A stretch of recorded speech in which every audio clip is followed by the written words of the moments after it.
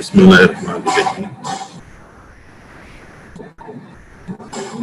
Today we are going to talk in continuation on viruses,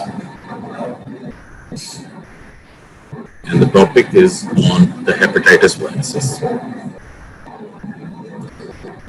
First of all, the hepatitis virus chapter is totally separate, so you can open your books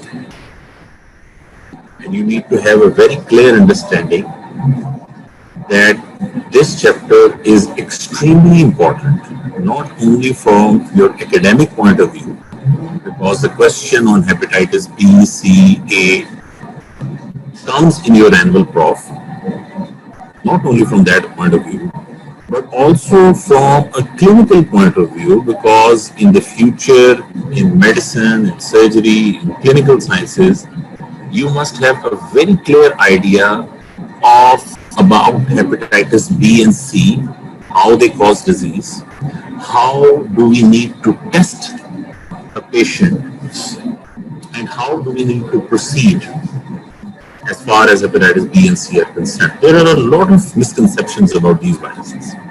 So first of all, this chapter is very lengthy.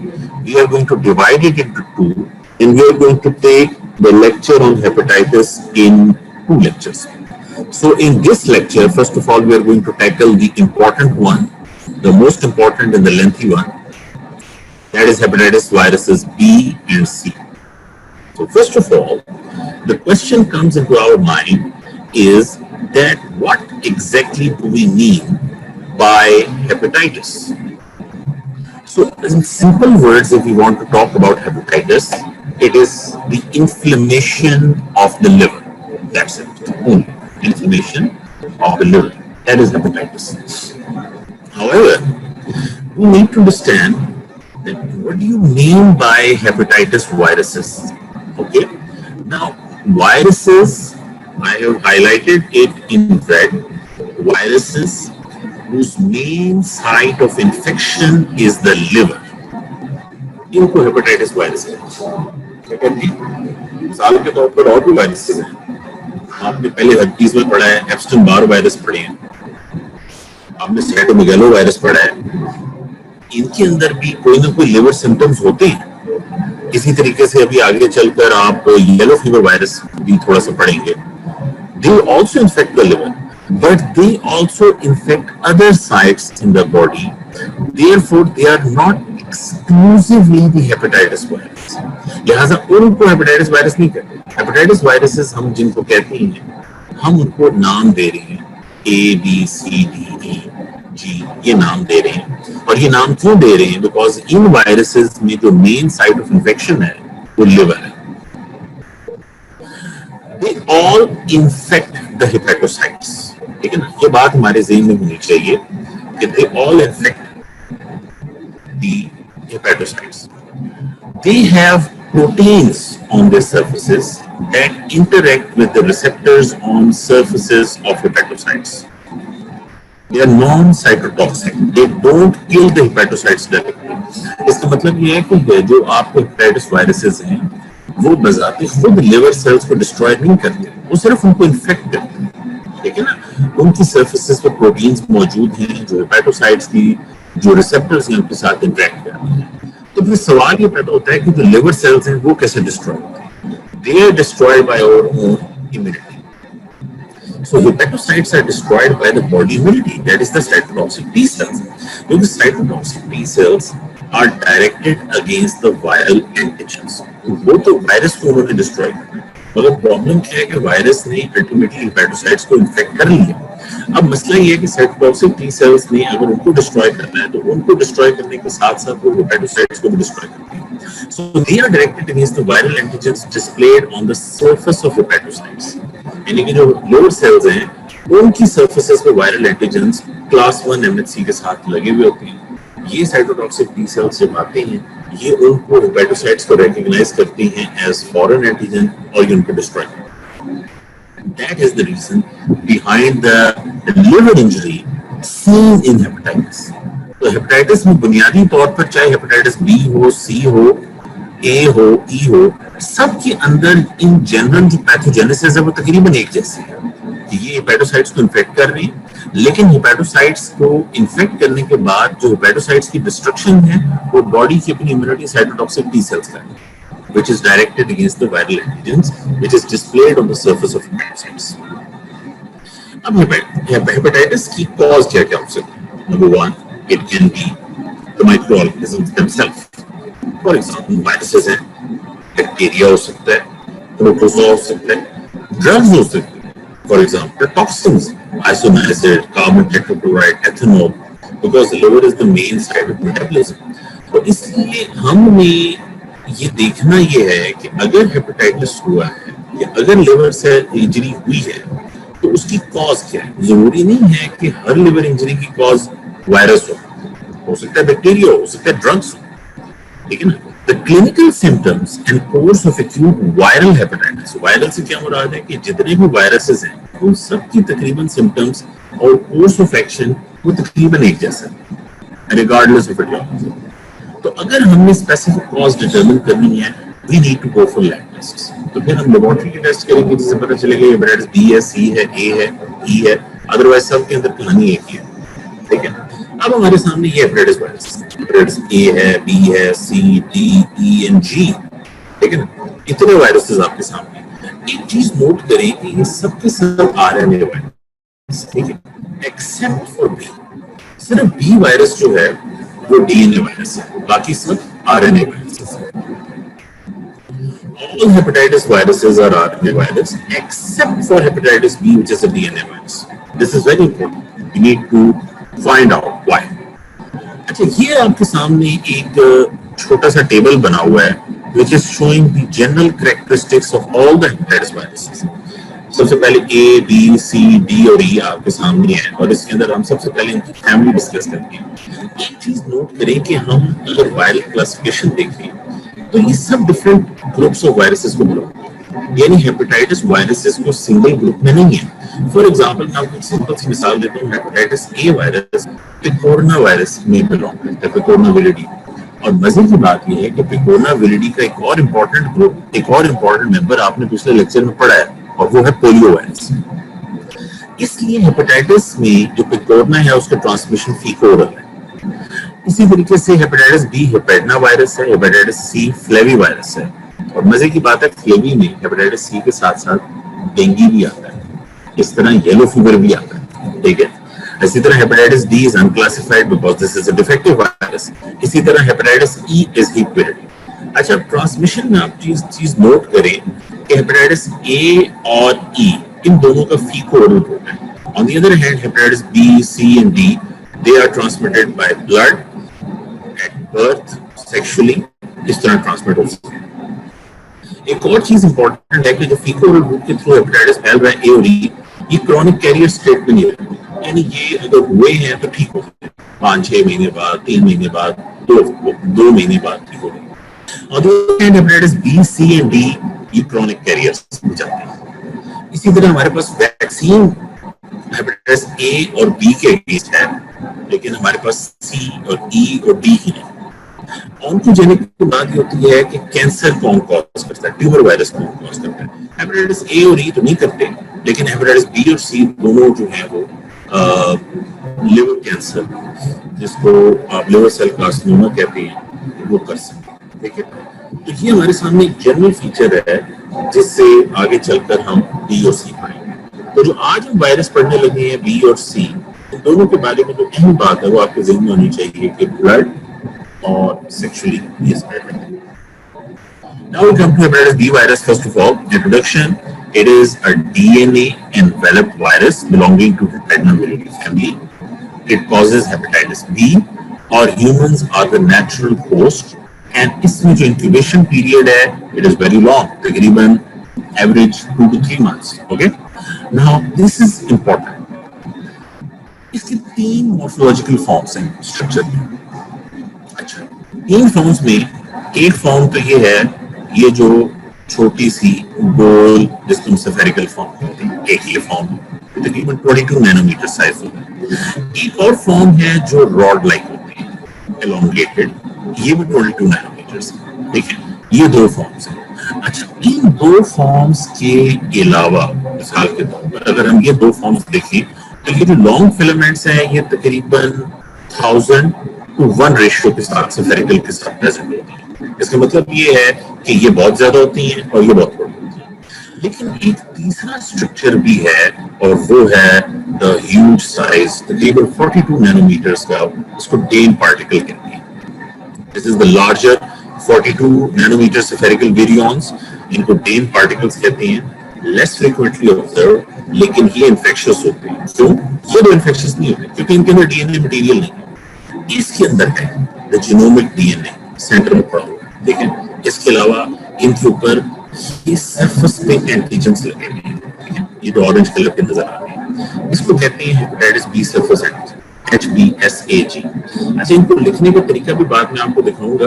अब देखिए, HB capital letters में, S small letters में, A capital है, G small है। अच्छा, उसके बाद इसमें हमारे पास सेंटर में ये ब्लू कलर में ये कोर आ जाता है, ठीक है ना। और कोर में हमारे पास ये कोर एंटीजन है, हेपेटाइटिस बी कोर एंटीजन, और इसके सेंटर में black dots hepatitis B E antigen. ये एंटीजेंस क्यों इंपॉर्टेंट है? ये इसलिए इंपॉर्टेंट है कि इन्हीं में आगे चलकर हमें डायग्नोसिस में आते हैं। तो हमारे पास आउटर सरफेस एनवेलप, उसमें सरफेस एंटीजन, और दो इंपॉर्टेंट एंटीजेंस हैं जो कोर ऑफ द वायरस में मौजूद हैं। एक को हम कहते हैं कोर एंटीजन और एक को हम कहते हैं ई एंटीजन, ठीक है। अच्छा, हेपेटाइटिस बी के सेरोटाइप्स कितने हैं? इन शॉर्ट सिर्फ एक। दिस इज वेरी गुड, क्योंकि इसकी वजह से हमें वैक्सीन बनाने में आसानी है, और वैक्सीन बनाने में अगर आसानी है तो हमें फायदा ये है कि हम ये कर सकते हैं, और वैक्सीन की वजह से वाकई हमने हेपेटाइटिस बी को काफी कंट्रोल किया। अलबत्ता एपिडेमियोलॉजिकल पर्पस होता है कि कई दफा उसकी स्ट्रेन्स ऐसी होती हैं जो उनके एंटीजेंस की बेस पर होती हैं, वो इसकी 4 सेरोटाइप्स हैं। फॉर एपिडेमियोलॉजिकल पर्पस, अगर वैक्सीन पर्पस के लिए देखें तो सेरोटाइप ए है। अगर एपिडेमियोलॉजिकल पर्पस के लिए देखें तो इसमें ग्रुप स्पेसिफिक एंटीजन ए है हमारे पास, और इसके अलावा इसमें 2 सेट ऑफ एपिटोप्स हैं, डी और वाई और डब्ल्यू और आर। इसका मतलब है A D W, A D R, A Y W, A Y R. इसको याद करने की जरूरत नहीं है, इसकी बेस पर आपको क्वेश्चन नहीं आएगा, ठीक है ना। हम इसमें से आपसे ज्यादा इंपॉर्टेंट बात पूछेंगे। Now we come to very important thing, transmission. Hepatitis B कैसे ट्रांसमिट होता है?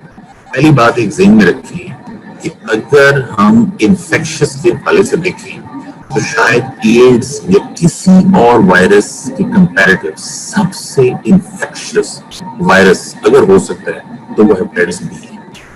इसका मतलब ये है कि आपके ब्लड में अगर ये मौजूद होगा तो इसकी प्रेजेंस बिलियंस एंड बिलियंस में, जितनी ज्यादा तादाद वायरस की ब्लड में होगी इन 1 ml या 1 स्मॉल ड्रॉप, इतना ज्यादा चांस है कि ये अगले को ट्रांसमिट हो। तो इसकी जो सबसे कॉमन ट्रांसमिशन है, मोड ऑफ ट्रांसमिशन, वो ब्लड है। और ब्लड में एक तो जो ड्रग एडिक्ट्स हैं जो नीडल शेयर करते हैं, आईवी ड्रग अब्यूजर्स हैं, इसके अलावा ये जो हमारे कॉमन जो क्वैक्स हैं जो एक पेशेंट को सिरिंज यूज करते हैं और दूसरे पेशेंट को भी वही सिरिंज यूज कर लेते हैं, ठीक है ना। रेजर जो है वो एक मिसाल के तौर पर हेयर ड्रेसर की दुकान पे गए और वही रेजर जो है वो एक ने दूसरे पे इस्तेमाल किया, ये भी कॉमन एग्जाम्पल। और जो सबसे कॉमन एग्जांपल हमारे हाउस अफसर और हाउस सर्जन और हाउस फिजिशियंस और डॉक्टर्स के लिए वो नीडल स्टिकिंग है। बिकॉज अगर आपने पेशेंट का, आपको तो नहीं पता कि जो पेशेंट आपके पास वार्ड में आया है उसको हेपेटाइटिस बी या सी है या नहीं है, और once you suddenly accidentally get pick, the chance of your getting hepatitis B is very high. Needle stick injury. The second thing, hepatitis B में जो है जो मोड ऑफ ट्रांसमिशन है वो सेक्शुअल इंटरकोर्स है, and the third is perinatally from mother to child at birth. There is no evidence कि hepatitis B occurs during breastfeeding। मिसाल के तौर पर अगर एक मदर है उसको हेपेटाइटिस बी है तो कोई भी पीडियाट्रिशियन उसको मना नहीं करेगा फ्रॉम breastfeeding।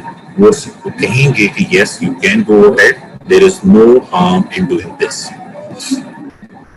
लेकिन नीडल स्टिक इंजरी का बहुत जरूरी है। Needle stick injury can transmit the virus because this shows that only very small amount of blood is required to transmit the disease. ये बहुत इंपॉर्टेंट है बिकॉज इसमें हेपेटाइटिस बी का chance to to transmit needle stick injury यानी कि virus का होना दूसरे को, ये बहुत आसान है।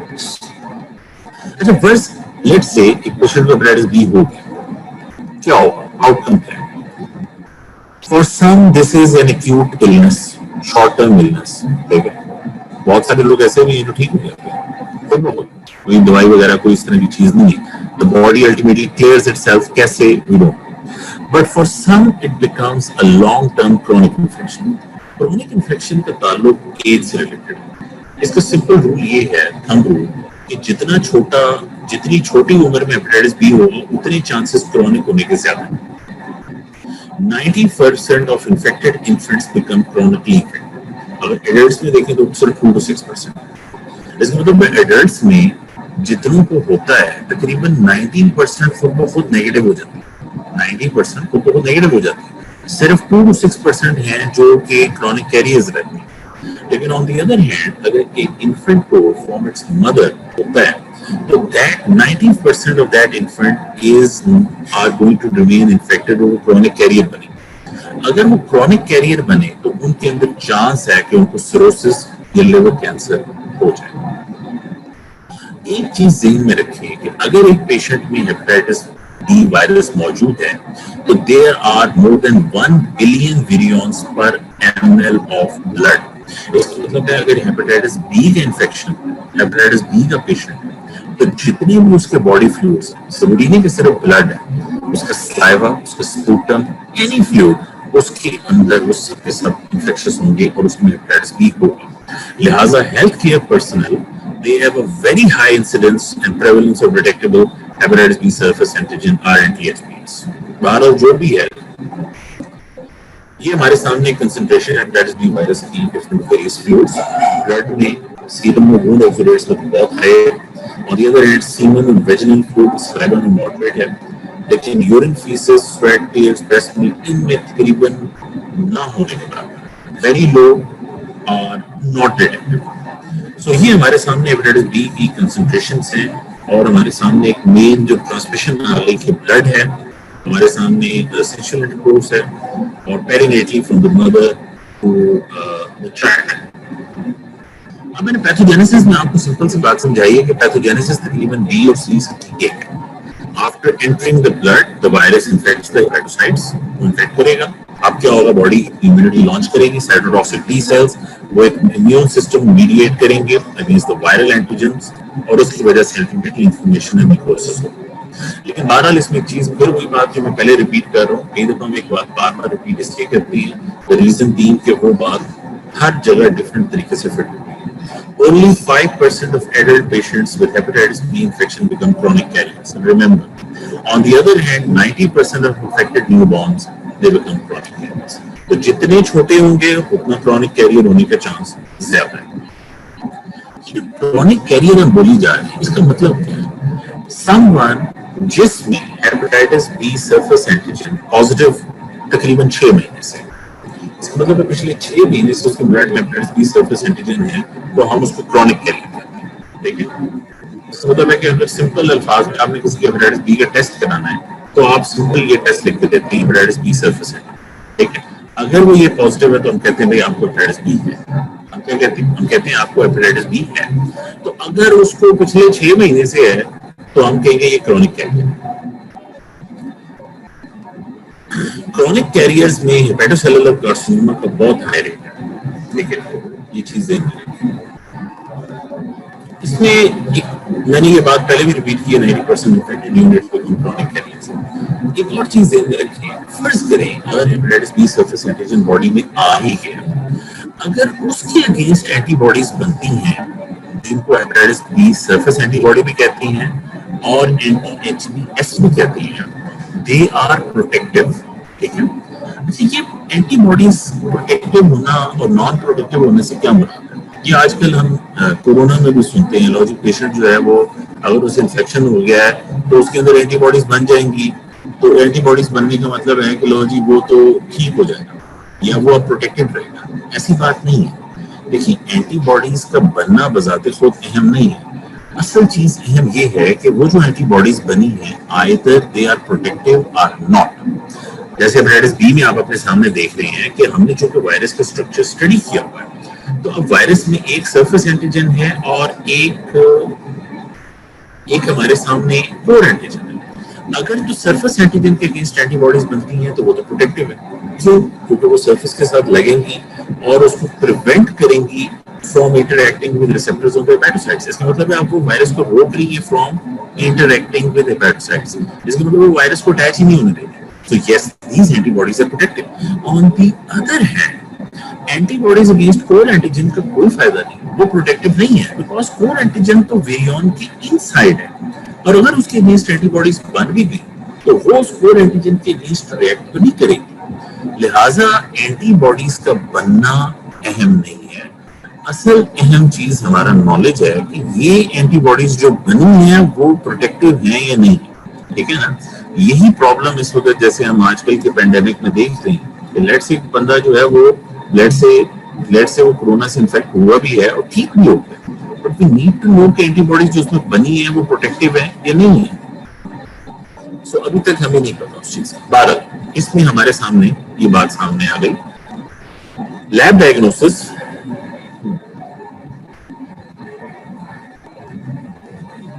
नहीं देखिए, this is a good question, how does one ensure that only protective antibodies are formed. ये हम इंश्योर कर ही नहीं सकते, ये तो हम जब तक स्टडीज नहीं करेंगे हमें पता नहीं चलेगा, वायरस का स्ट्रक्चर मुकम्मल नहीं पता चलेगा, हमें ये नहीं पता चलेगा कि ये एंटीबॉडीज जो बनी है ये वाकई प्रोटेक्ट कर रही है या नहीं कर रही, और उसके लिए हमें उसकी पैथोजेनेसिस कंप्लीट पता होनी चाहिए।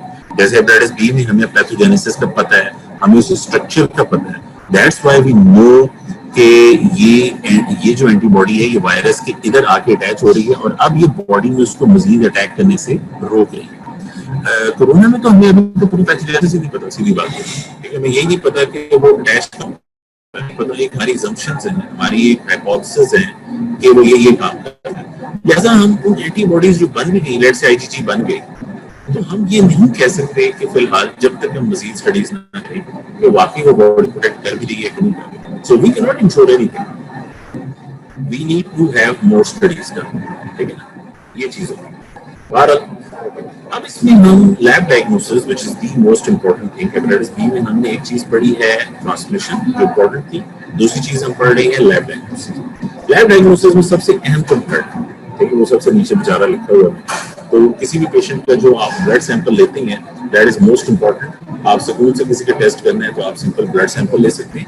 वहां और भी स्पेसिमेन हैं जो लिए जाते हैं, जो बुक्स में लिखे होते हैं, स्लाइवा है, नेसोफेरिंजियल वॉशिंग्स है, सीमन है, लेकिन सबसे इंपॉर्टेंट बारल ब्लड। क्या टेस्ट है जो हम करते हैं हेपेटाइटिस बी पेशेंट के, जो आप लिख के देते हैं, ये टेस्ट हैं जो आप लिख के देते हैं। इन सारों में सबसे पहला जो टेस्ट आप सिंपल लिख के देते हैं, if you are suspecting patient with hepatitis B, वो आप ये पहले वाला लिखते हैं, HBsAg। तो देखिए आप नाम दिया, आपने इसी तरह लिखना है, HB कैपिटल होगा, S स्मॉल होगा और A capital G small, hepatitis B surface antigen, ठीक है। तो इसके नीचे इसके अगेंस्ट जो बॉडी एंटीबॉडीज बनाता है उनको कहते हैं एंटी HBs, ठीक हो गया।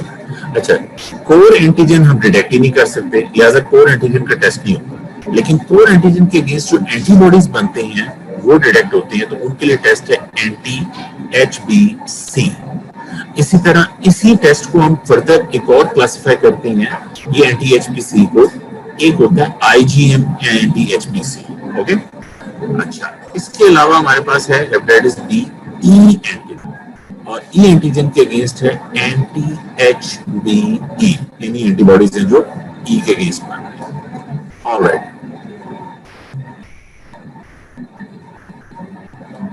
हाँ ये भी सवाल अच्छा है कि जो प्लाज्मा लगाते हैं, पहली बात है कि जो प्लाज्मा लगा भी रहे हैं ये इलाज नहीं है, ठीक है। ये आप समझो कि थोड़ा सा जिस तरह एक्टिव और पैसिव इम्यूनिटी होती है, जैसे इम्यूनोग्लोबुलिन्स आप लगाते हैं जो वक्ती प्रोटेक्शन देती है वो थी, और दूसरा इनमें भी स्टडी हो रही है कि इस प्लाज्मा लगाने से कितना प्रोफेक्ट होगा। बहरहाल कुछ ना करने से कुछ बेहतर है, ठीक है। तो जो प्लाज्मा लगा रही है वो इसी कॉन्सेप्ट से लगा रही है कि लेट अस सी कि इन पेशेंट्स में कितनी बेहतरी आती है, ठीक है ना। तो इसलिए नहीं हो रहा कि वो उनको सारी बात समझ आ गई। अच्छा, अब हम इन वायरल मार्कर्स को सबसे पहले स्टडी करते हैं ताकि हमें पता चले कि हम हेपेटाइटिस बी के बारे में क्या समझते हैं। सबसे पहले हमारे सामने क्वेश्चन है, सबसे पहले क्वेश्चन ये आता है कि हमारे सामने अगर एक पेशेंट है, वो अगर हमें शक बनता है कि उसे हेपेटाइटिस बी है, तो हम क्या टेस्ट कराएंगे? हम करेंगे हेपेटाइटिस बी सरफेस। अच्छा, अब वो आया है हमारे पास रिपोर्ट लेके और वो कहता है जी मेरे HbS पॉजिटिव। लो जी, बात करो। अच्छा, इसका क्या मतलब है? इसका मतलब सिंपल है। सिंपल ये है कि इस बंदे को हेपेटाइटिस बी है, बस। द पर्सन इज इन्फेक्शियस, बात खत्म, चैप्टर क्लोज। इस टेस्ट का मजीद और कोई मतलब नहीं है, ना इससे आप मजीद कोई और मतलब अखज कर सकते हैं। लेकिन अगर इसके नीचे दूसरा टेस्ट है हेपेटाइटिस बी सरफेस एंटीबॉडी, लेकिन हेपेटाइटिस बी सरफेस एंटीबॉडी कब कराया जाता है?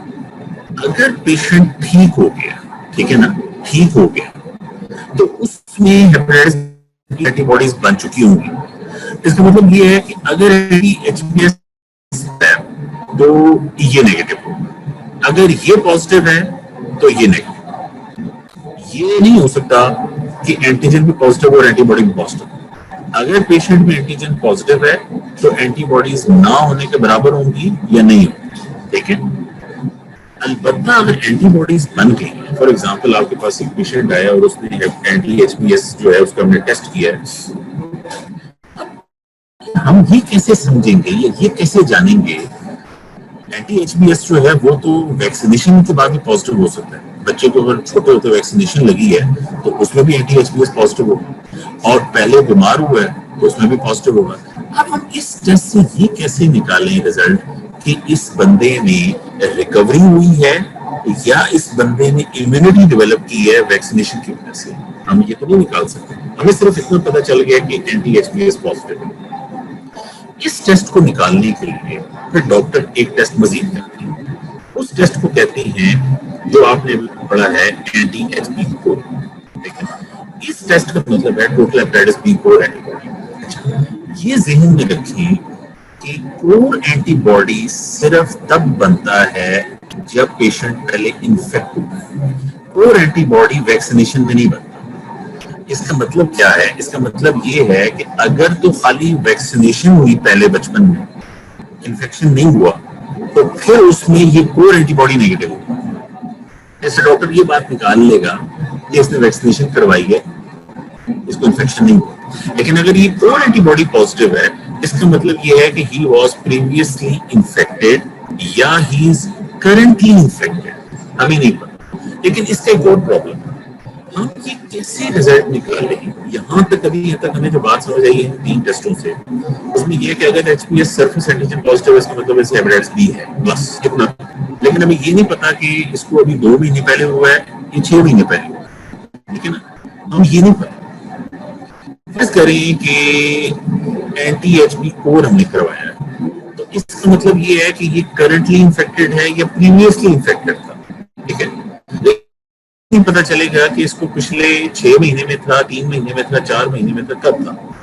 इस टेस्ट को देखने के लिए कि ये करंटली इन्फेक्टेड हुआ है या प्रीवियसली इन्फेक्टेड हुआ है, हम अगला टेस्ट कराते हैं, जैसे कहते हैं IgM एंटीबॉडी। जो IgM एंटी HbC अगर हुआ तो IgM always remember recent infection show करता है। तो अगर ये पॉजिटिव होगा तो this indicates a recent infection with hepatitis be less than 6 months.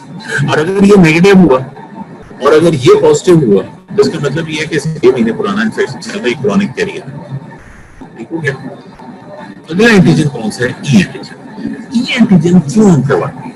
Because E antigen का मतलब ये है कि ये अल्टीमेटली बर्स्ट करके उस ब्लड में इंफेक्शन स्प्रेड करना है। So this means that the virus is replicating in the infected person is high level. इसका मतलब ये है कि इसमें ट्रांसमिशन बहुत ज्यादा है। अगर ई एंटीजन नेगेटिव है और ई एंटीबॉडी पॉजिटिव है, क्योंकि आप ज़हन में रखिए ना कि एंटीजन नेगेटिव होगा तो एंटीबॉडी पॉजिटिव होगी, तो इसका मतलब ये है कि body is an indicator of long term clearance of hepatitis be in patients undergoing antiviral therapy. आसान अल्फाज में अगर ये एंटीबॉडीज बने हुए हैं, दैट मींस कि बॉडी में हेपेटाइटिस बी है तो सही, लेकिन इतना ज्यादा ट्रांसमिशन नहीं हो रही। आप समझो कि बॉडी में हेपेटाइटिस बी साइलेंट है। अब हम दोबारा से इसको एक बार देखते हैं। ये हमारे सामने एक टेबुलेटेड फॉर्म है, ये हमारे सामने ऊपर का एक टेबल है इसमें हमारे सामने इंक्यूबेशन पीरियड है, ये हम वीक्स नंबर ऑफ मंथ्स देख रहे हैं। और इसमें आप देखेंगे सबसे पहले सरफेस एंटीजन बनता है, फिर सरफेस के अगेंस्ट सरफेस एंटीजन के अगेंस्ट एंटीबॉडीज बनते हैं। उसके बाद कॉन्वलेसेंट स्टेज होता है, एंटी कोर एंटीबॉडीज बनते हैं लेट स्टेजेस। सबसे इंपॉर्टेंट ये सेंटर वाला, इसमें आप देखिए सबसे पहले ये जो ऑरेंज कलर की लाइन जा रही है हेपेटाइटिस बी सरफेस एंटीजन, शुरू में बन रही है और बाद में आहिस्ता आहिस्ता नेगेटिव हो रही है। लेकिन आप एक चीज नोट करें कि दरमियान में एक विंडो पीरियड है, इस विंडो पीरियड में कुछ भी नहीं बना, ना सरफेस एंटीजन मौजूद है और ना एंटी एचपीएस बना है। इस विंडो पीरियड में दोनों चीजें नहीं। अब ये नहीं हो सकता है कि आपके सामने पेशेंट आए, आपको शक है कि उसको हेपेटाइटिस बी है, लेकिन ना वो surface antigen positive anti HPS है, तो आपके ज़हन में फिर भी शक मौजूद है कि इसको मैं कोई और टेस्ट कराऊं जिससे मैं देखूं कि इसको हेपेटाइटिस बी है या नहीं है। इस विंडो पीरियड में एक और टेस्ट है जो पॉजिटिव होता है, और वो ये लाइन जो आहिस्ता आहिस्ता शुरू होती है, एंटी एचपी कोर एंटीबॉडी। इस वक्त ये टेस्ट पॉजिटिव होता है विंडो पीरियड में।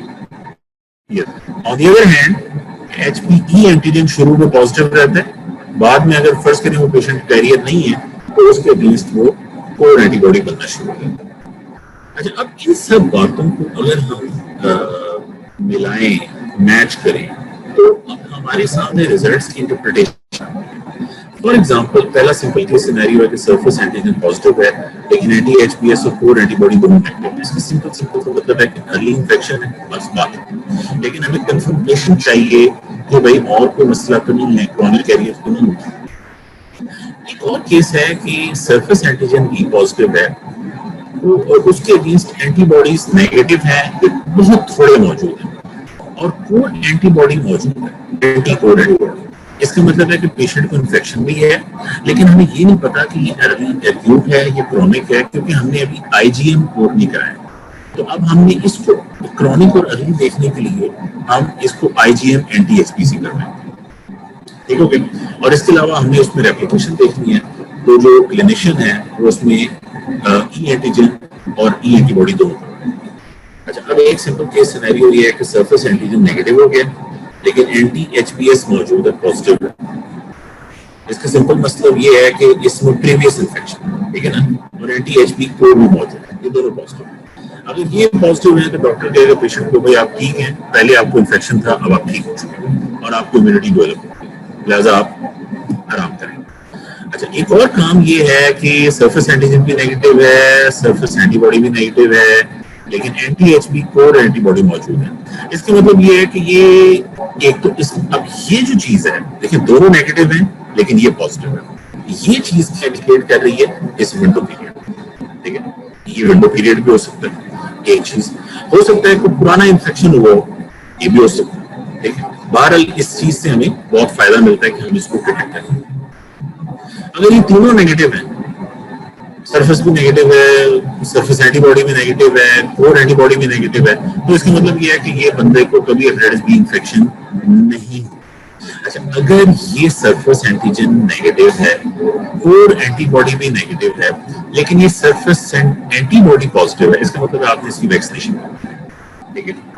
अब ये बात हमारे सामने, तो ये जो टेस्ट है हमारे सामने, ये आपके टेस्ट हैं जो आपके ज़हन में होने चाहिए, सरफेस एंटीजन और सरफेस के against anti HPS, anti core antibody और एंटी कोर एंटीबॉडी में आईजीएम, इसी तरह ई एंटीजन और एंटी ई एंटीबॉडी। तो ये हमारे सामने जो टेस्ट है ये बहुत जरूरी है, इनकी इंटरप्रिटेशन बहुत जरूरी है।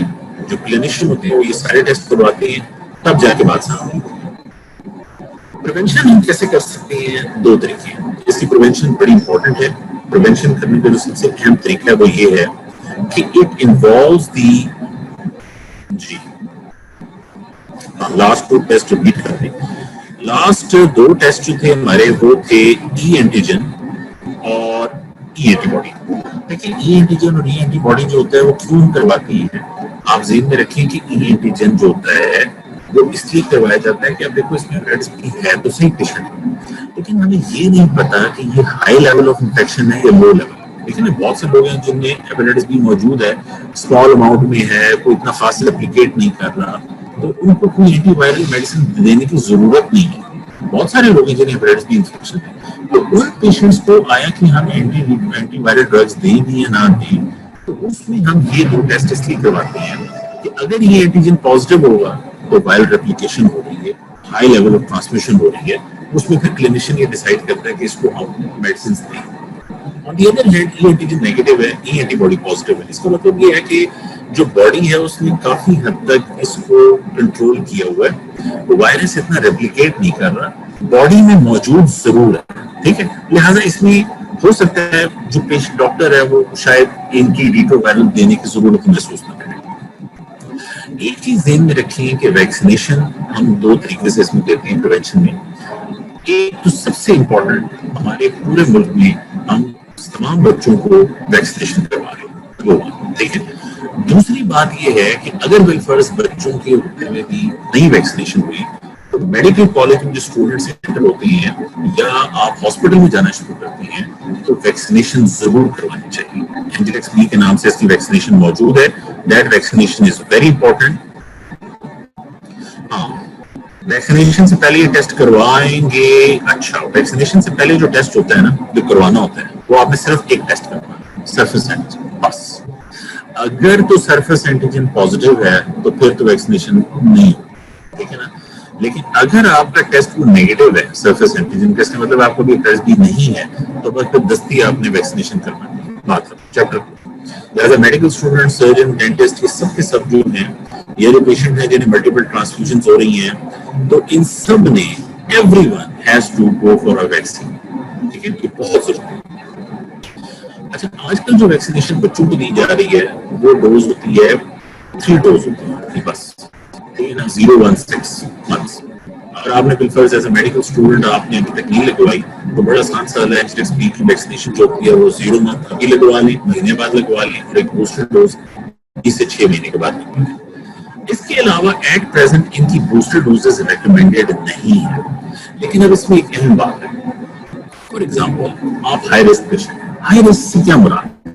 हाई रिस्क से मुराद ये है कि आप हॉस्पिटल वार्ड्स में कंटिन्यूसली काम कर रहे हैं और आपको एक्सपोजर हो रहा है। इसी तरह एक और चीज है, फॉर एग्जांपल एक मैरिड कपल है, हस्बैंड है, उसे हेपेटाइटिस बी है, वाइफ को नहीं, या वाइफ को हेपेटाइटिस बी है, हस्बैंड को नहीं है। तो जो हस्बैंड है इस केस में, या वाइफ है, ये दोनों हाई रिस्क है। तो इनका सिंपल हल ये है कि हस्बैंड, लेट्स से, या वाइफ है, उन दोनों में से कोई एक अपनी वैक्सीनेशन करवा ले। लेट्स से हस्बैंड को हेपेटाइटिस बी है तो वाइफ जो है वो आराम से वैक्सीनेशन करवा ले, इम्यूनोग्लोबुलिन्स लगवा ले।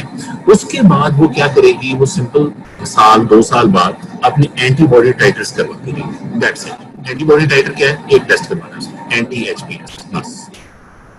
अगर वो एंटी एचबीएस का लेवल कम हो गया तो उसको बूस्टर डोज लगेगी।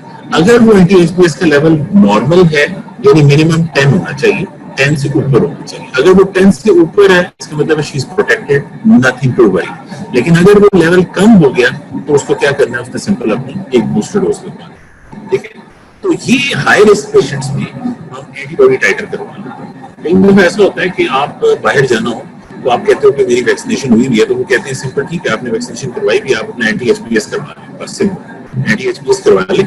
आप अपने वो टेस्ट आप उनको दे देते हैं, उसमें आपके लेवल्स नजर आ जाते हैं। वो लेवल 10 से ऊपर हो तो आप प्रोटेक्टेड है, लेवल 10 से कम हो तो आप अनप्रोटेक्टेड है। वो सिंपल ये कह देते हैं आप एक बूस्टर डोज लगवाएं। बहरहाल हेपेटाइटिस बी की vaccination has been very successful. इसकी वजह से the incidence of hepatocellular carcinoma बहुत रिड्यूस हुआ है। In fact this is one of the main vaccines जिसकी वजह से दुनिया में शायद पहला वायरस है जो कि कैंसर कॉज करता है, जिसको हमने काफी हद तक कंट्रोल किया। एक और चीज है इम्यूनोग्लोबुलिन। इम्यूनोग्लोबुलिन कब लगता है? सबसे सिंपल तरीन केस तो जो है वो बच्चों की। फॉर एग्जांपल एक मदर है जिसको हेपेटाइटिस बी है, ठीक है। अगर वैक्सीन उस मदर को, अगर वो है और उसका चाइल्ड बॉर्न होता है, तो न्यू बॉर्न को हम वैक्सीन भी लगाएंगे और इम्यूनोग्लोबुलिन लगाएंगे, दोनों चीजें लगाएंगे। इसका फायदा क्या होगा कि अब वो न्यू बॉर्न को सुकून से ब्रेस्ट फीड कर सकती है, उस न्यू बॉर्न को अपनी मदर से किसी किस्म के इन्फेक्शन का कोई डर नहीं, ठीक हो गया। अगर बिलफर्ज उस न्यू बॉर्न बाद बड़ा होता है, 3-4 साल, 5-6 साल, 7-8 साल का होता है, तो दोबारा बस सिंपल एंटीबॉडी टेस्ट करवा लिया जाए। अगर एंटीबॉडी टेस्ट में बिलफर्ज आप समझते हैं कि टाइटर कम हो गया तो एक बूस्टर डोज लग जाएगी, दैट्स इट, ठीक है। ये जो रजीम होती है वैक्सीन प्लस इम्यूनोग्लोबुलिन, ये हम नीडल स्टिक इंजरी में भी करवाते हैं। फॉर एग्जांपल आप as a medical student doctor, आपकी नीडल स्टिक इंजरी हुई है तो आप फौरी तौर पर जो है इम्यूनोग्लोबुलिन भी लगवा लेंगे, और आप अपनी वैक्सीनेशन अगर आपकी पहली हुई हुई है तो आप सुकून से एक बूस्टर डोज लगवा लेंगे, ठीक है ना। तो ये आपकी एक्टिव पैसिव इम्यूनिटी की एग्जैक्टल है। और इसमें आप ध्यान में रखें कि आपने जो वैक्सीन और जो इम्यूनोग्लोबुलिन हैं ये डिफरेंट साइट्स पे आपने लगवानी है। वो कॉन्सेप्ट ये है कि वो अगर उसी साइड पे लगेगी तो वो न्यूट्रलाइज होगी। बहरहाल ब्रेस्ट फीडिंग इज अलाउड, आप इसको रोकेंगे नहीं, it entails little risk for infection. लेकिन एक चीज ध्यान में रखिए, all blood samples for transfusion should be screened for hepatitis surface antigen. No one with history of hepatitis, चाहे किसी किस्म का ए बी सी डी कुछ भी हो, हम उसका ब्लड डोनेशन को नहीं कर सकता, ठीक है। तो स्क्रीनिंग इसकी वजह से हमें बहुत ज्यादा फायदा हुआ है, सर्ोलॉजिकल टेस्टिंग का बहुत फायदा हुआ है, और इसकी वजह से ट्रीटमेंट काफी अप हो गया। एक और चीज ध्यान में रखें, ये जो टेस्ट होते हैं हेपेटाइटिस बी के, इससे काफी हद तक क्लिनिशियंस को अंदाजा हो जाता है कि हमें इनका ट्रीटमेंट करना भी है या नहीं करना, क्योंकि जो हेपेटाइटिस बी का ट्रीटमेंट है वो तकरीबन 2-2 साल जारी रहता है, और फिर भी हम ये नहीं कह सकते कि वो ठीक होगा या नहीं होगा। लिहाजा अल्लाह की तरफ से आसानी का मामला है कि एडल्ट्स में 90% खुद ब खुद क्लियर हो जाता है, और जो क्रॉनिक कैरियर होती है अगर उनमें ई एंटीजन नेगेटिव है और ई एंटीबॉडी पॉजिटिव है तो भी हम उस पेशेंट को कह सकते हैं कि आपके अंदर एक साइलेंट स्टेट में हेपेटाइटिस बी मौजूद है, you don't need to worry. बस आपने साल बाद 2 साल बाद अपना टेस्ट करवाते रहे, अपना वायरल लोड टेस्ट करवाते रहे, जिसमें पीसीआर में आपके लेवल्स हेपेटाइटिस बी के सामने आते रहेंगे, and we can get an idea that आपका स्टेटस इस वक्त क्या है। Hepatitis C, on the other hand, is RNA virus. अच्छा, इस वायरस की मजे की बात है कि ये फ्लेवी वायरस में फ्लेवी ग्रुप में जितने दूसरे वायरसेस हैं वो मॉस्किटो से स्प्रेड होते हैं, यानी फॉर एग्जांपल डेंगू है, ये येलो फीवर है। तो ये सवाल बड़ा इंपॉर्टेंट उठता रहा कि अगर फ्लेवी के बाकी ग्रुप्स में बाकी जो मेंबर्स हैं वो स्प्रेड हो रहे हैं विद मॉस्किटो बाइट, तो क्या हेपेटाइटिस बी सी भी ऐसा होता है? लेकिन अभी तक ऐसा कोई प्रूफ नहीं है, अभी तक ऐसी कोई स्टडी नहीं आई कि ये को मॉस्किटो बाइट से स्प्रेड करता है। बहरहाल इसकी 6 जीनोटाइप्स हैं। आमतौर पर मोस्ट कॉमन जो अमेरिका में जो टाइप जो कॉज करती है हेपेटाइटिस सी वो 1 है, पाकिस्तान में 3 टाइप है। इंक्यूबेशन पीरियड तकरीबन इसका 8 हफ्ते है। It is the most prevalent blood born pathogen, blood में सबसे कॉमन आमतौर पर ये मौजूद है। वायरस की ट्रांसमिशन प्राइमरीली थ्रू ब्लड होती है। इस वक्त जो जितने भी नए हेपेटाइटिस सी इन्फेक्शंस हैं वो ज्यादातर ये ड्रग अब्यूजर्स में होते हैं, ठीक है। तो मतलब बर्थ में from mother to child transmission होती है, ब्लड ट्रांसफ्यूजन में ट्रांसमिशन होती है, नीडल स्टिक इंजरी में है। लेकिन एक चीज याद रखिए कि नीडल स्टिक इंजरी में इसकी ट्रांसमिशन का रिस्क लो है। Why? The reason is hepatitis B की जो क्वांटिटी ब्लड में है वो बिलियंस में है। As a needle stick injury में hepatitis B is top, even AIDS से भी ऊपर हेपेटाइटिस बी। ध्यान रखिए। Sexual transmission of hepatitis C very uncommon, ऐसी स्टडीज इतनी सामने आई नहीं है, चांसेस वेरी लो कि अगर ये सेक्सुअली ट्रांसमिट हो। हेपेटाइटिस बी में तो यस बिल्कुल हो सकता है, लेकिन सी में बहुत कम चांस है, ठीक है। ये चांस ना होने के बराबर है। अमेरिका में it is the most prevalent blood-borne pathogen. Hepatitis C is not spread by sharing, eating utensils, breastfeeding, hugging, kissing, holding hands, coughing, sneezing. जैसे कि saliva में present नहीं है, so it is not spread by kissing. It is not spread by just holding a hand or cuffing, anything like that. No, ये इकट्ठे खाना खा रहे हैं, शेयर कर रहे हैं, उससे नहीं हो, no. लेकिन it is spread by blood. इसकी जो पैथोजेनेसिस है वो एग्जैक्टली आप समझे कॉपी पेस्ट अभी again it infects the hepatocytes, और हेपेटोसाइट्स में जो साइटोटॉक्सिक टी सेल्स हैं वो जब अपना इम्यून सिस्टम लॉन्च करते हैं दे कॉज डैमेज। लेकिन एक चीज ध्यान में रखिए कि hepatitis C strongly predisposes to cancer, ठीक है। तो कैंसर के चांसेस सी में ज्यादा है बनस्पति के। अच्छा, अब यहाँ पे एंटीबॉडीज की बात करते हैं, ठीक है। एंटीबॉडीज अगेंस्ट हेपेटाइटिस सी बन जाती हैं, बिल्कुल बनते हैं, but approximately 75% patients are chronically infected and continue to produce virus. इसका मतलब है ये जो एंटीबॉडी सी के अगेंस्ट बन रहे हैं उनको कोई खास फायदा नहीं है, दे आर नॉट प्रोटेक्टिव। तो ये चीज अगेन वो वाली बात आपको बता रही है कि एंटीबॉडीज का बनना इंपॉर्टेंट नहीं है, देखना ये है कि वो प्रोटेक्टिव भी है या नहीं है। हेपेटाइटिस सी में इतनी लंबी चौड़ी सीरोलॉजी नहीं है जितनी बी में थी।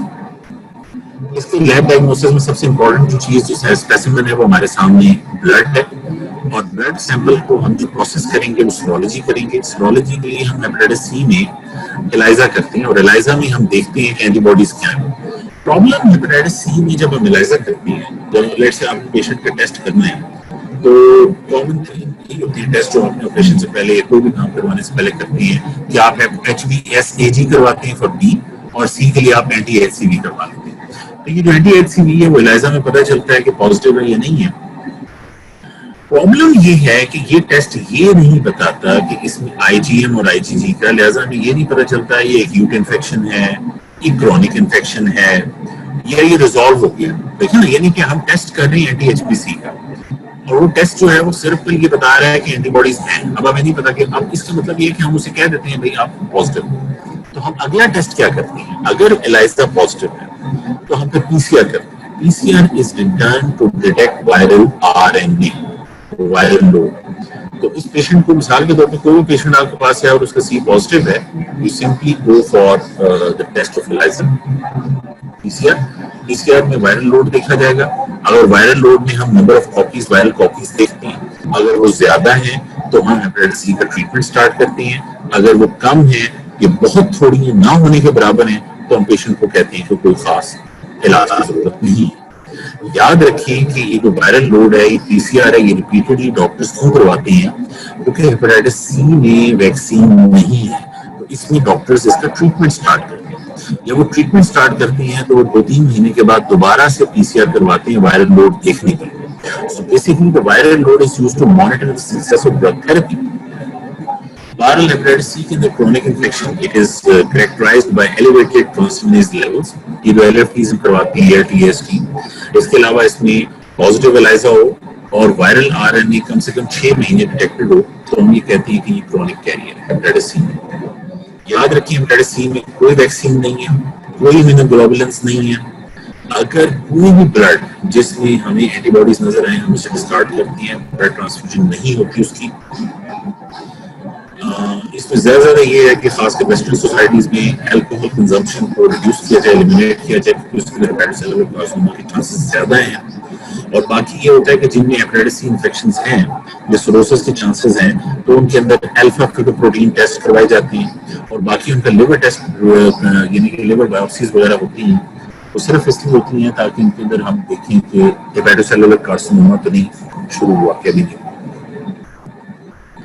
अगर ये लिवर फेल हो चुका हुआ है, they have to receive a liver transplant. और अगर किसी पेशेंट में हेपेटाइटिस सी और एड्स दोनों हैं, तो उनको फिर जो एड्स ट्रीटमेंट है वो बड़ी कॉशन के साथ स्टार्ट की जाती है, क्योंकि एड्स में ये होता है कि इम्यून सिस्टम काफी हद तक रिकवर करता है, और रिकवर अगर करेगा तो हेपेटाइटिस सी इन्फेक्शन को भी ज्यादा करेगा। ये बात आगे चल के एड्स वगैरह में पढ़ेंगे, फिलहाल इसकी इतनी ज्यादा इंपॉर्टेंस नहीं। फिलहाल आपके अपने सामने वायरल हेपेटाइटिस बी और सी के 2 वायरसेस आपने आज पढ़े हैं। हेपेटाइटिस सी को तो आपने इतना टाइम हमने नहीं किया, द रीजन वाज कि उसके अंदर ज्यादा सर्मोलॉजिकल मार्कर्स नहीं हैं। मेन चीज जो हमने पढ़ी है दोनों वायरसेस में, एक तो हमने incubation period, viral hepatitis B का तकरीबन 2 से 3 महीने है, और on the other hand hepatitis C का तकरीबन 15 to 160 डेज। और route of infection predominantly parenteral होते हैं, आईवी यानी कि ब्लड के थ्रू, दोनों में ब्लड के थ्रू। ऑकरेंस दोनों क्रोनिक कैरियर्स हैं, मंथ ईयर्स रहती है। स्टूल में अलबत्ता हेपेटाइटिस बी एब्सेंट ही होता है, और सी में बी प्रोबेबली एब्सेंट है। हेपेटाइटिस बी अलबत्ता स्लाइवा में, सीमन में, बॉडी फ्लूइड्स में फ्रीक्वेंटली प्रेजेंट होता है। ऑन द अदर हैंड सी जो है वो इतना खास नहीं होता, लिखा हुआ यहाँ स्लाइवा में है लेकिन ना होने के बराबर है। जो कॉम्प्लिकेशंस हैं सिर्फ और सिर्फ 5% एडल्ट्स में, अदरवाइज 95% ऑफ यूनिट्स में ये क्रोनिक स्टेट में जाता है। सी जो है वो एडल्ट हो या बच्चे हो, 70 to 90% में क्रोनिक स्टेट में जाता है। यही वजह है कि वायरल हेपेटाइटिस सी में we have to start treatment हमेशा, लेकिन बी में we can wait, we can assess and we can have an idea of the tests. यहाँ तक हमारा लेक्चर खत्म होता है। If there are any questions, you can ask.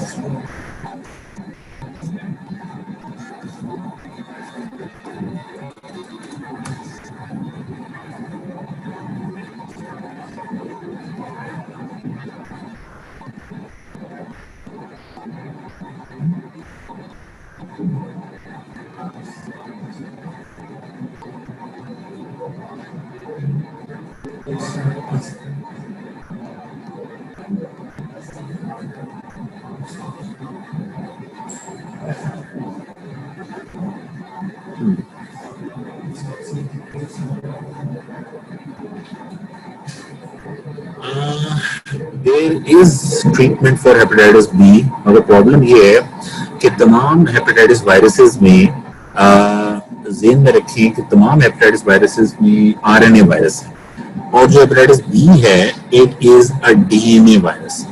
ये जो डीएनए होना है ना इसका, ये सबसे मेन अजाब है, उसकी वजह से इसका ट्रीटमेंट जो है वो इतना लेंथी है। RNA viruses are much more effective to treat as far as treatment is concerned. तो that is why B के अगेंस्ट हमारे पास जो सबसे मेन चीज है वो प्रिवेंशन है, और वो ये है कि वैक्सीन हम करवाएं। तो हर every person needs to have vaccination done, और अगर वैक्सीनेशन हुई ही है तो फिर उसमें जो सबसे अच्छी चीज है वो ये है कि वो सिंपल अपना जो टेस्ट है, जो anti-HBs, वो ये दूसरे नंबर पे ये टेस्ट कभी करवा लिया जाए, और आपके जो एंटीबॉडी टाइटर्स हैं वो आपको नजर आए, ठीक है ना, ये जरूरी है बस। क्रॉनिक स्टेट का मतलब ये है कि सारी उम्र, ठीक है ना, क्रॉनिक स्टेट का मतलब है कि सारी उम्र रहेंगे पॉजिटिव। बहुत सारे लोग हैं जो क्रॉनिक स्टेट में मौजूद होते हैं, और confusion if the antibody form is protective और नॉट। मैंने आपको कहा है ना कि ये स्ट्रक्चर है, ये हमारे सामने स्ट्रक्चर आ गया, ये देखिए, ये आप ऑरेंज कलर में देख रही हैं सरफेस एंटीजन। अगर इस सरफेस एंटीजन के अगेंस्ट एंटीबॉडी बनेगा तो वो इस वायरस को रिसेप्टर से अटैच नहीं होने देगा। इसका मतलब है ये एंटीबॉडी जो इसके अगेंस्ट बन रहा है वो प्रोटेक्टिव है। ऑन दी अदर हैंड ये ब्लू कलर का कोर एंटीजन, ये तो वायरस के अंदर पड़ा हुआ, अगर इसके अगेंस्ट एंटीबॉडी ब्लड में पड़ा मिल भी गया, this antibody is not going to attach to this blue color antigen. That's why that antibody which is formed against this core antigen is not protective. Simple. ठीक है ना, हमने देखना ये है कि वो एंटीजन एंटीबॉडी जो बन रहा है वो नहीं, we are getting vaccination so that is not reducing, नहीं, you are getting protection. Why? Because आपने you are getting protection because आपने एंटीबॉडीज, आपके अंदर एंटी-HBs बन रहे हैं, ठीक है, आपके अंदर क्या चीज वैक्सीनेशन की वजह से बन रही है, एंटी-HBs। वैक्सीनेशन से आप देखें ना, अगर किसी के अंदर हमने वैक्सीन स्टेटस देखना है तो हमने वैक्सीनेशन की वजह से आपने एंटी-HBs बन रहे हैं, which is the protective antibody, ठीक है, लिहाजा आपको परेशान होने की जरूरत नहीं। वैसे भी एक चीज आपने पढ़ी थी ना, आपने पढ़ा था कि अगर एक पेशेंट में वैक्सीनेशन हुई है तो ये लास्ट के सिनेरियो देखें तो उसमें एंटी-HBs पॉजिटिव होगा, कोर एंटीबॉडी पॉजिटिव नहीं होगा। कोर एंटीबॉडी सिर्फ तब पॉजिटिव होगा अगर उससे पहले प्रीवियस इन्फेक्शन हुई है। Any other question?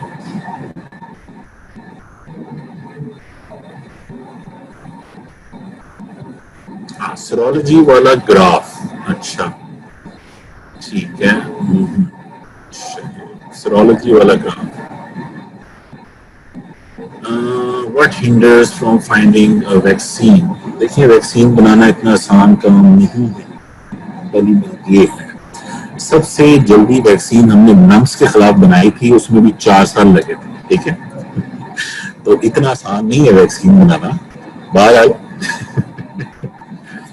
ये आपके सामने ग्राफ है, ये सबसे पहले आप देख सकते हैं कि you can see here the hepatitis B surface antigen. ये शुरू में in the form of in months ये लेट्स से अपीयर होता है, स्टार्ट होता है, और ये हम बेस्ट के सिनेरियो देख रहे हैं कि ये पेशेंट खुद ब खुद ठीक हो गया तो इसके अंदर सरफेस एंटीजन नेगेटिव हो गया। देखिए, अगर ये पेशेंट ठीक नहीं होगा तो इसमें सरफेस एंटीजन पॉजिटिव रहेगा सारी, लेकिन अगर ये ठीक हो गया तो उसमें ये फिर थोड़ा सा विंडो पीरियड आएगा जिसके बाद एंटीबॉडीज बनना शुरू होगा, ठीक है। इस विंडो पीरियड में ना सरफेस एंटीजन पॉजिटिव होगा ना सरफेस एंटीबॉडी पॉजिटिव, लेकिन इस विंडो पीरियड में ये ब्लैक कलर का कोर एंटीबॉडी पॉजिटिव। यही वजह है कि अगर कोर एंटीबॉडी पॉजिटिव हो तो इसका मतलब ये होता है कि this person has been previously infected, ठीक है, ऑलवेज ये बात पता चल जाती है। ये इसका सीरोलॉजी का ग्राफ है हमारे सामने। Any other question? Bharal, this is a very important and very interesting topic और हमारा एवरीडे टॉपिक है कि हेपेटाइटिस बी सी हमारे यहाँ बहुत है। बहरहाल हेपेटाइटिस बी सी खाने पीने से नहीं होता, तो पानी पीने से नहीं होता, तो इस चीज में बेफिक्र हो गए।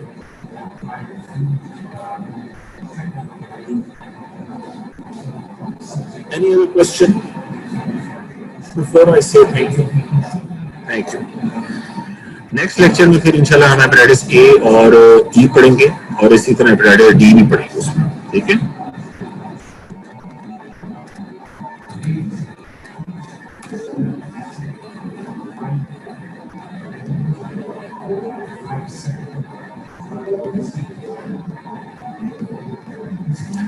ओके, अल्लाह हाफिज।